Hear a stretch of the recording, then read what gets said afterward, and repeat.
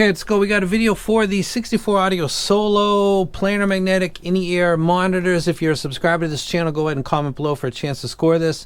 Give the video a thumbs up if you generally like it. There's also an unboxing, and you'd have to do the same over there if you're interested in getting this. This is a unique set. It's not unique because of planar. It's unique because they're using Helmholtz resonator. And let me read this to you quickly and put this up.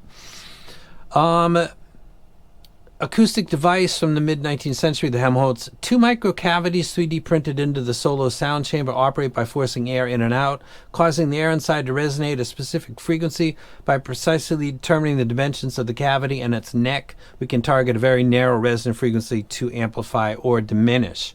Now let me go ahead and show this to you. Oh, I'm sorry, that's the actual only isobaric in the hobby done by the same company, and this is the resonator chamber. Oh, let me get that back a little bit further for you so you can get a look at the chambers that are within. They don't pull this stuff off of shelves, obviously. Not the isobaric configuration or this Helmholtz resonator that they're using to sculpt a planar driver. These are not things that you walk in or you order or you say, we want to custom order this. 64 Audio develops this stuff themselves, and as an audio geek, I'm a big fan of that. Now let's go ahead and take a look at the frequency response graph, and let's talk about music, and we'll refer to that as we go through. Starting in the low end, Big Boy Killjoy, the significant 808 Roland drops. Kendrick Lamar, Wu-Tang Clan, Outkast, Tribe Called Quest, Nas, Ghetto Boys. This has energy for that. If you have a hip-hop dominant library, this will give you enough energy. It's not a bass headset, but it's not lacking in bass either. You could play with EQ if you wanted. I think it sounds good out of the box. As we get into a 4 and 5 string bass guitar, the pulls, the plucks, releases of the string. Please Do Not Go by the Violent Femmes, Sultan of Swing by Dire Straits. A lot of tracks off the 598 EP, really everything. Garage Days Revisited by Metallica. This gives the energy that I'm expecting from those tracks that I just mentioned. As we get into iconic bass drum or a kick drum, John Bonham, the entrance to When the Levee Breaks in the 4th album. This sounds emphatic. It sounds very produced as it's supposed to. So in the low end, this is doing good. Planars are good at doing this low end when it's slightly elevated and not diminishing or impacting the next part, which is vocals. Chris Cornell, Lane Staley, Nina doing the cover of Blondie, Heart of Glass. Vocals sound good. A lot of times, something with a lot of bass, you want to get that. It's a negotiation or a compromise between quality of vocals and amount of bass, because one detracts from the other or puts forward the other. If you're lacking bass, it can make the vocals seem more forward. But planars are good at being able to elevate the bass a little bit without that mid penalty where it's degrading clearly the quality of the mids. Again, Chris Cornell, Lane Staley, Nina, they all sound good. They don't sound overly boosted with the harmonics that are around the upper mids area, and they don't sound husked or muddied by mid bass push up. So I think that the vocals sound good. As we get into the harmonics, and by harmonics we're talking about the overtones and the energy created by events like the finger plucking off of the bass guitar string and the sound that creates, the stick striking the ride of the crash cymbal and the sound that creates, the pick plucking off of a guitar plugged into a distortion pedal and the sound that creates. A majority of what we actually hear is harmonics and overtones, and how this set treats that is actually very good.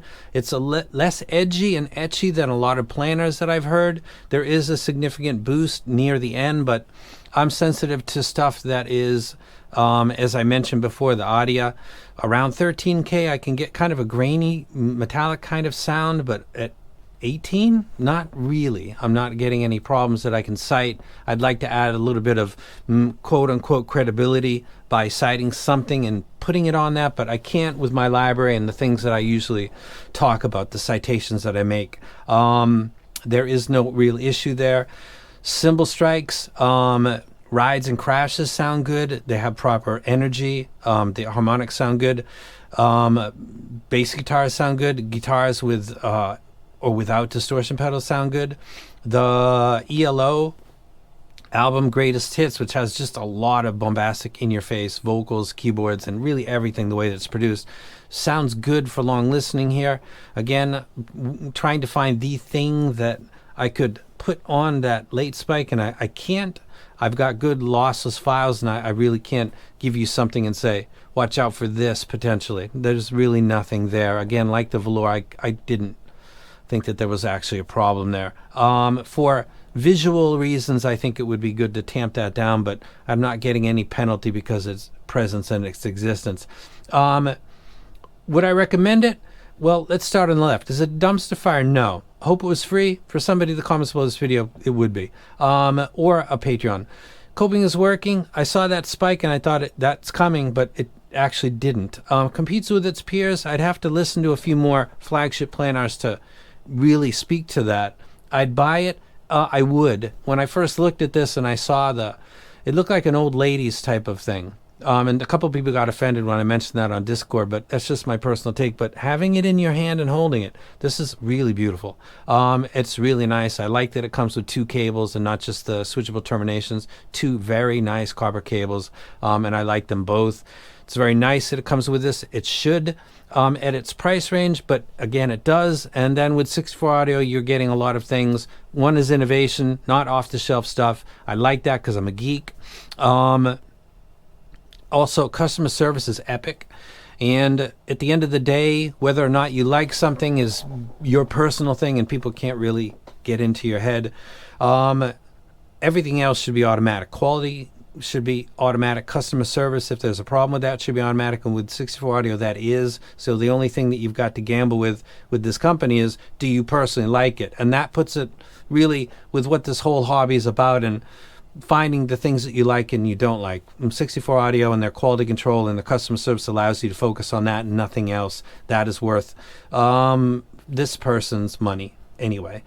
So I would recommend, whenever possible, if you think that 64 audio offers something that looks like it's in your wheelhouse, give it a shot, because instead of paying for 3 or 4 things and equaling the amount that you would have paid for 64 audio, you could just go directly to them and see if it's something that you like or not.